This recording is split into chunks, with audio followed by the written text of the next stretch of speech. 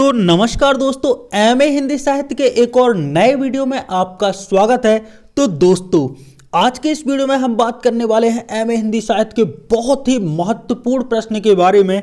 जहां दोस्तों प्रश्न कुछ इस प्रकार से होने वाला है, भाषा व्यवस्था और भाषा व्यवहार पर संक्षेप में प्रकाश डालिए। तो दोस्तों, आपके एग्जाम की दृष्टि से ये वाला क्वेश्चन काफ़ी ज़्यादा इम्पोर्टेंट है और इसलिए मैं आप लोगों को सुझाव देता हूं, यदि आपका एग्जाम 1-2 दिन के अंदर होने वाला है तो प्लीज़ यार इस प्रश्न को अच्छी तरह से तैयार जरूर कर लीजिएगा। तो दोस्तों, आंसर जाने उससे पहले मैं आप लोगों को बता दूं कि जो भाषा व्यवस्था और भाषा व्यवहार हैं, ये दोनों ही भाषा विज्ञान के दो महत्वपूर्ण पहलू हैं जो भाषा के अध्ययन में उपयोग किए जाते हैं। तो आइए दोस्तों, इसका उत्तर जानते हैं। सबसे पहले जानते हैं कि भाषा व्यवस्था होती क्या है। भाषा व्यवस्था का तात्पर्य भाषा की संरचना, नियम और संगठन से है। इसमें व्याकरण, ध्वनि, शब्द निर्माण, वाक्य संरचना और भाषाई नियम शामिल होते हैं। यह भाषा का स्थायी और सैद्धांतिक पक्ष है।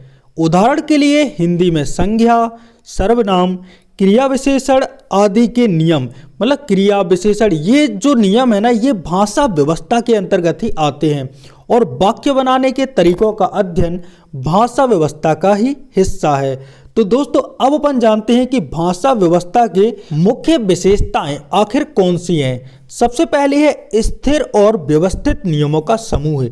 यानी कि दोस्तों, भाषा व्यवस्था में सभी नियम जो रहते हैं वो स्थिर रहते हैं, साथ ही वो व्यवस्थित रहते हैं। नंबर 2, किसी भी भाषा को समझने और सिखाने का आधार।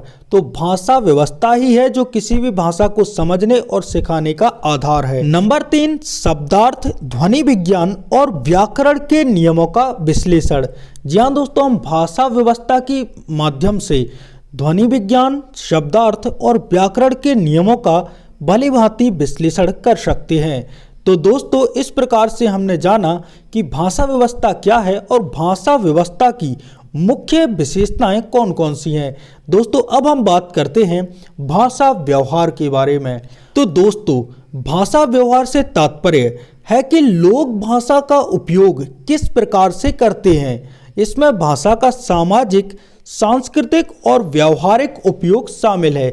यानी कि जो आम बोलचाल में बोलते हैं वो कहलाया हमारा व्यावहारिक जो भाषा है, ठीक है। सांस्कृतिक जो संस्कृति है आपकी, और सामाजिक यानी कि जो भाषा समाज में बोली जाती है, उसी को हम भाषा व्यवहार कहते हैं। भाषा व्यवहार व्यक्तिगत और सामूहिक संदर्भ में अलग अलग हो सकता है। यानी कि दोस्तों, भाषा का जो व्यवहार है वो व्यक्तिगत और सामूहिक, इन दोनों ही संदर्भ में अलग अलग हो सकता है।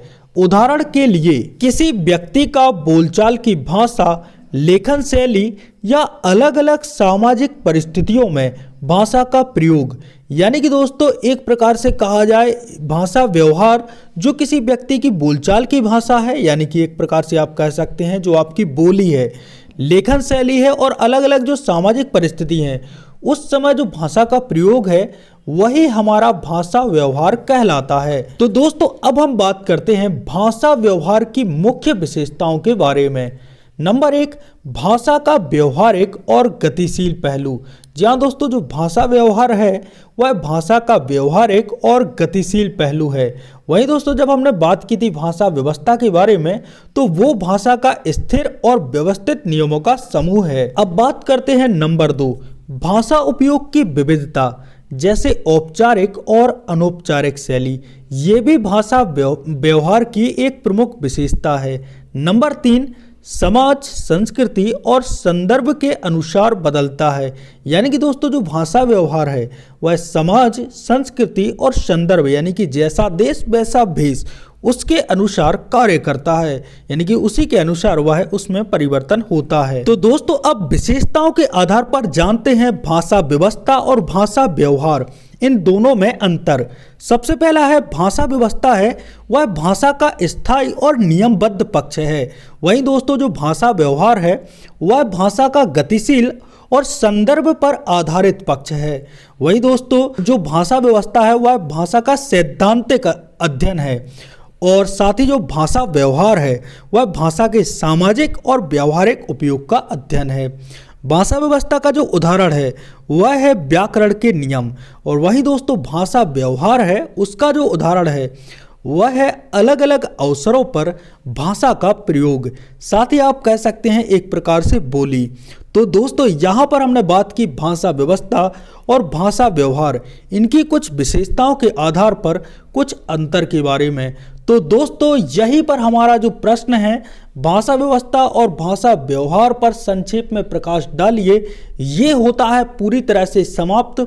आई होप दोस्तों आपको ये वीडियो अच्छा लगा होगा और आपके एग्जाम की दृष्टि से ये काफ़ी ज़्यादा हेल्पफुल होने वाला है। तो दोस्तों मिलते हैं एक और नए वीडियो के साथ, तब तक के लिए जय सिया राम।